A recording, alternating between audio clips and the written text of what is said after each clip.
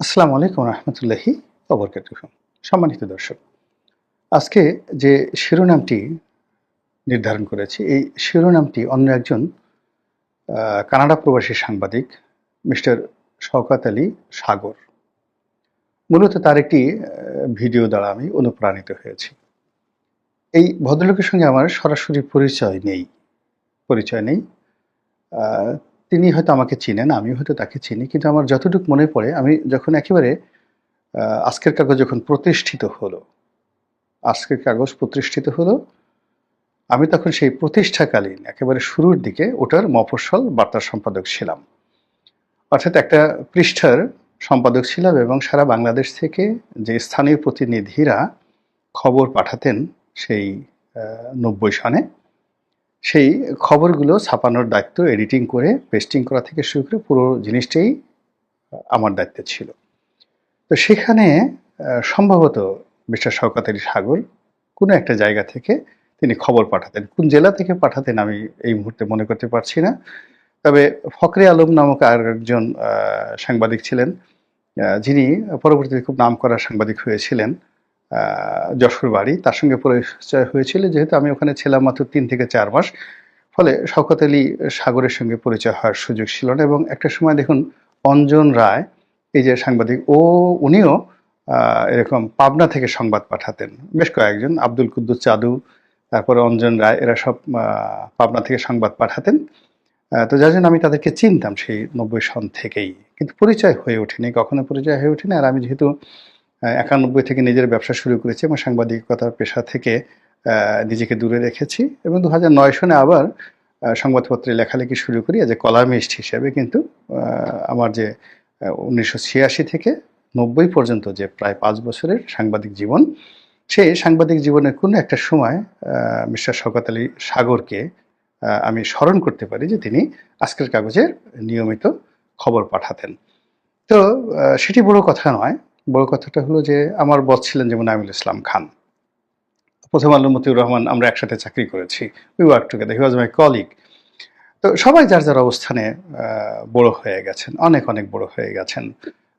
তো এখানে শওকত আলী সাগর স্থানীয়ভাবে নিউজ পাঠান, ডাজ নট ম্যাটার। কিন্তু এখন তো তিনি নামকরা একজন সাংবাদিক। বা নাঈমুল ইসলাম খান সাহেব একসময় বস ছিলেন, আমি যখন এমপি হয়ে গেছি, তো তিনি আমাকে সম্মান করেছেন, আমি তার অধীনস্থ ছিলাম, কিন্তু ডাজ নট ম্যাটার। আবার জনাব মতিউর রহমান প্রথম আলোর সম্পাদক, একটা সময় নাঈমুল ইসলাম খানের অধীনে চাকরি করতেন, এমনকি আমাদের সহকর্মী ছিলেন। কিন্তু আল্লাহ তাকে অনেক বড় করে ফেলেছেন, সম্মান তাকে করতেই হবে। তো সাগর সাহেব সেখান থেকে ইউটিউব করেন। তিনি মার্জিত ভাষায় কথা বলেন, পরিশীলিত ভাষায় কথা বলেন, তথ্য এবং উপাত্ত নিয়ে কথাবার্তা বলেন, এবং যেটাকে আমরা কমার্শিয়াল ইউটিউবিং বলতে পারি, সেটা তিনি কখনোই করেন না।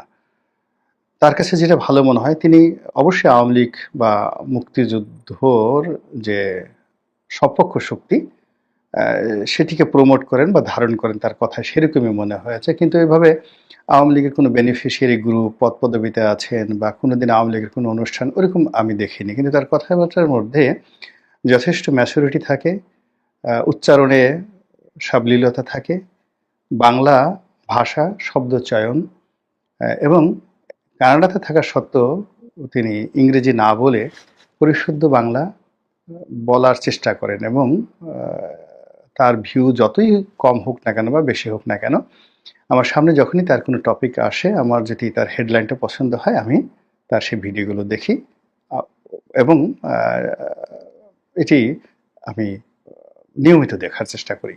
এরকম একটা ভিডিও দেখলাম ওনার, যে ডক্টর মোহাম্মদ ইউনূসকে আসলে বিশ্বের কোনো ফাইন্যান্সিয়াল অর্গানাইজেশন, কোনো রাষ্ট্র এবং কোনো পক্ষ as a head of the state বা হেড অফ দ্য গভর্নমেন্ট, সরকার প্রধান হিসেবে ধ্যান জ্ঞান করে, মান্যগণ্য করে, তার প্রতি বিশ্বাস এবং আস্থা স্থাপন করে বড় কোনো অর্থনৈতিক বিনিয়োগে তারা আসছে না। এর ফলে সরকারের ভিতরে এবং বাইরে একটা বিরাট ক্রাইসিস তৈরি হয়েছে। এই কথাগুলো উনি ওনার মতো করে বলেছেন। তো উনি আর এই বক্তব্য শোনার পর আমার কাছে মনে হলো যে ওনার সেই বক্তব্য যারা দেখেছেন তারা তো দেখেছেনই, তার সঙ্গে আমার নিজস্ব যে কিছু মতামত, সেই মতামতগুলো আমি অ্যাড করে আজকের এই টপিকসটি বলতে চাই। আমি প্রথমত যেটা আমি নিজেও অন্য সাধারণ মানুষের মতো আশা করেছিলাম যে ডক্টর মোহাম্মদ ইউনূস যেদিন ক্ষমতায় আসবেন সেদিন বাংলাদেশে বৈদেশিক সহযোগিতার বন্যা বয়ে যাবে। আইএমএফ সামান্য $5 বিলিয়ন বা 4.6 বিলিয়ন ডলার ঋণ দেওয়ার জন্য আওয়ামী লীগকে যেভাবে হেস্তান্নাস্তা করেছে, এবং আমরা সবাই ওই সময়টাতে বলেছি, আমি নিজেও বলেছি যে আইএমএফ ঋণ নাও দিতে পারে। এবং রেজা কিবরিয়ার মতো প্রাজ্ঞ অর্থনীতিবিদ সে তো বলতে গেলে রীতিমতো কসম খেয়ে বলেছেন যে পূবের সাথে পশ্চিমে গেল আইএমএফ ঋণ দেবে না। কিন্তু অবাক করার ব্যাপার হলো যে আইএমএফ শুধু ঋণ দেয়নি, নজিরবিহীন দ্রুততার সঙ্গে আওয়ামী লীগ সরকারকে ঋণ দিয়েছে।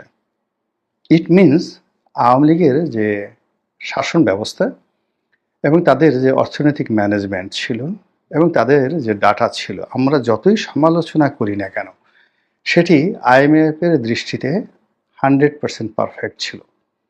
যদি পারফেক্ট না থাকতো অত দ্রুত আইএমএফে ঋণ পাওয়া একেবারে অসম্ভব বিষয় ছিল। এর কারণ হলো বিশ্বব্যাংকের একটা কোটা থাকে যে আপনি বিশ্বব্যাংক ধরুন পদ্মা সেতুতে তারা $2 বিলিয়ন বা $1 বিলিয়ন তারা দেয়নি, কিন্তু তাদেরকে এই সেম সমপরিমাণ অর্থ কিন্তু বাংলাদেশকে দিতে হয়েছে, কিন্তু অন্য একটি প্রকল্পে।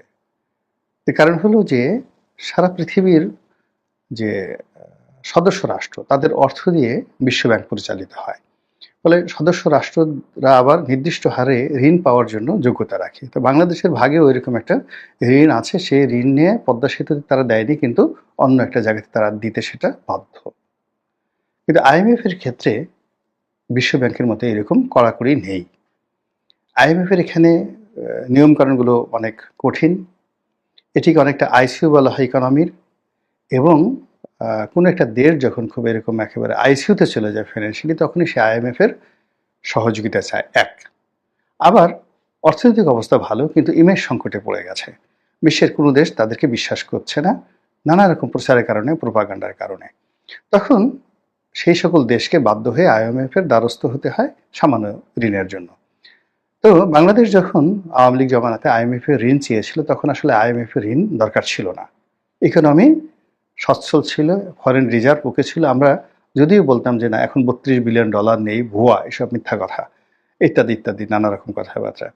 কিন্তু আইএমএফ এসে যে রিপোর্ট দিল, দেখলাম যে না, আইএমএফ যেটা বলছে আওয়ামী লীগের হিসাবের সঙ্গে শুধুমাত্র একটি, যে তারা কিছু টাকা খরচ করে ফেলেছে যেটিকে তারা রিজার্ভ হিসেবে বলছে, আর আইএমএফ বলছে না ওটাকে আলাদা করো। এটা নিয়ে একটা গন্ডগোল, এছাড়া আসলে তেমন কোনো গন্ডগোল ছিল না। এটা $8 বিলিয়ন মতো, অর্থাৎ সরকারি হিসাবে, আওয়ামী লীগ সরকারি হিসাবে যেটা $30 বিলিয়ন, আইএমএফ এর হিসাবে সেটা $22 বিলিয়ন, কিন্তু টাকা $30 বিলিয়ন আছেই।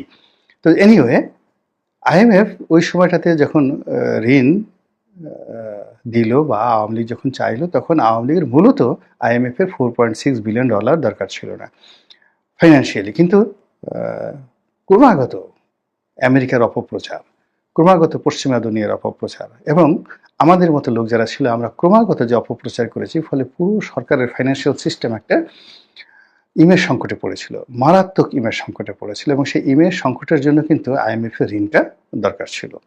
এবং আওয়ামী লীগ এটা এত সফলতার সঙ্গে এনেছে যেটা দক্ষিণ পূর্ব এশিয়া তো দূরের কথা, এশিয়ার অন্য কোনো দেশে যারা ক্রাইসিসে পড়েছে এত সহজে আইএমএফ এর ঋণ কেউ পায়নি, যেটা বাংলাদেশ পেয়েছে। এবং আওয়ামী লীগের জামানাতে যে কয়টি ঋণের কিস্তি তারা পেয়েছে, কিস্তির নির্ধারিত ডেট হওয়ার আগেই তারা কিন্তু পেয়েছে। কিন্তু ডক্টর মোহাম্মদ ইউনূসের জামানাতে আমরা আইএমএফ এর কয়টা কিস্তি পেয়েছি?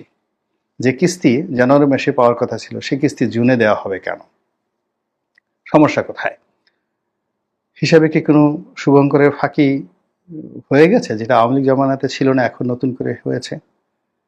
বা এমন কোনো ফাইন্যান্সিয়াল ক্রাইসিস হয়েছে যে ফাইন্যান্সিয়াল ক্রাইসিস আমরা এখন বলতেও পারছি না, আমরা জানতেও পারছি না, বুঝতেও পারছি না, যেটা আওয়ামী লীগ জামানাতে আমরা ইজিলি জানতে পারতাম, বুঝতে পারতাম এবং বলতে পারতাম। ফলে অর্থনীতি নিয়ে কি হচ্ছে, এটা আইএমএফ এর এই সিদ্ধান্তে যে পিছিয়ে যাওয়া, ঋণ দেওয়ার পিছিয়ে যাওয়ার ক্ষেত্রে এটি এই সরকারকে মারাত্মক ইমেজ সংকটে ফেলে দিয়েছে দেশের বাইরে।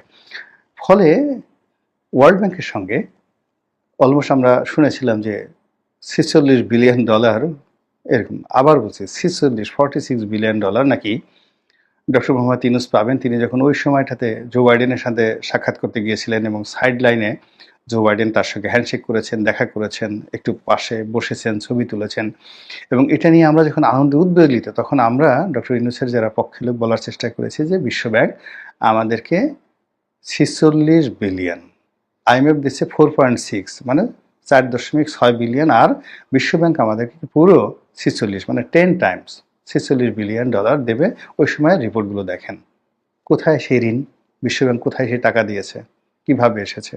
পুরো দেশ তো এখন চলছে গার্মেন্টস এক্সপোর্টের উপরে, আর সীমাহীন এই গত 7 মাসে বিদেশিরা 2 হাতে রেমিটেন্স পাঠিয়ে এই সরকারকে টিকিয়ে রেখেছে, আর বিভিন্ন সেক্টরে দাম বাড়িয়ে, ট্যাক্স বাড়িয়ে মোটামুটি পরিস্থিতি সামাল দেওয়ার চেষ্টা করা হচ্ছে। যাক, এনিওয়ে, এখন আইএমএফ এর ঋণ হচ্ছে না, বিশ্বব্যাংকের সঙ্গে এরকম বড় কোনো লেনা দেনা হয়েছে, বড় একটা ডিল, বিশ্বব্যাংকের $5 বিলিয়ন এসে গেছে, এরকম তো কোনো আইআরডি বা ইআরডি এর কোনো আমরা প্রতিবেদন দেখলাম না। এরপর ধরুন জায়গা, আমাদের বাংলাদেশের জন্য একটা বড় ডোনার। জায়গা কয় টাকা দিয়েছে বলেন তো? আপনারা কি জানেন যে জাপান কোঅপারেশন সংস্থা তারা কি বন্ধ করে দিয়েছে, না স্থগিত করেছে, নাকি দেবে না? কেন? চীন, আমরা চীন থেকে কত টাকা পেয়েছি গত 7 মাসে ঋণ হিসেবে, অথবা চীনকে আমরা কত টাকা দিয়েছি? এরপর এডিবি, এশিয়ান ডেভেলপমেন্ট ব্যাংক, এরা আমাদেরকে যথেষ্ট টাকা দেয়, প্রতি বছর অনেক টাকা দেয়, বাজেটারি সাপোর্ট দেয়, বিভিন্ন প্রকল্প বাবদ টাকা দেয়, এবং গত 7 মাসে এডিবি থেকে আমরা কত টাকা পেয়েছি, এশিয়ান ডেভেলপমেন্ট ব্যাংক থেকে কত টাকা পেয়েছি। আরেকটা হলো ইসলামিক ডেভেলপমেন্ট ব্যাংক, আইডিবি থেকে আমরা কত টাকা পেয়েছি। এরপর বিশ্বের বিভিন্ন দাতার সংস্থা, যেমন ধরুন আমেরিকার বেশ কয়েকটা ফাউন্ডেশন থেকে আমাদের টাকা আসে, এবং এই যে জর্জ সরোজ নামক এক ভদ্রলোক, তিনি আমাদের বিভিন্ন এনজিওদেরকে টাকা দেন, বিভিন্ন রাজনৈতিক লোকদেরকে টাকা দিয়ে বাংলাদেশে অস্থিরতা তৈরি করেন। এরকম জর্জ সরোজ, তার ছেলে এসে অতি সম্প্রতি বাংলাদেশে দেখা করে গেছেন ডক্টর মোহাম্মদ ইউনূসের সঙ্গে।